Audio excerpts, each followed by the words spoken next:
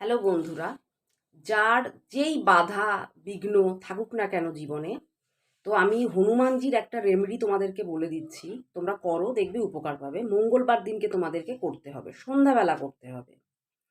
5টা ফুলযুক্ত লবঙ্গ নেবে, 5টা এলাচ নেবে এবং একটু কর্পূর নেবে।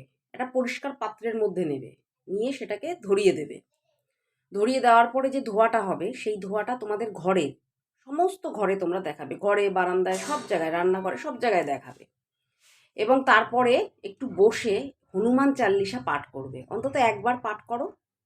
করবার পরে ওই যে ছাই যেটা হয়ে গেল পুড়ে যাওয়ার পরে, সেটাকে বাড়ির বাইরে ফেলে দেবে। এটা মাথায় রাখবে, বাড়ির ভেতরে কোথাও রাখবে না, নিয়ে গিয়ে বাড়ির বাইরে কোথাও ফেলে দেবে। পরপর তোমরা 3টে মঙ্গলবার করো, তোমরা দেখবে উপকার পাবে। এবং যেই সমস্যায় জর্জরিত, তার থেকে দেখবে রিলিফ হবে। তোমাদের করো, উপকার পাবে হনুমানজির এই দারুণ টোটকাটা।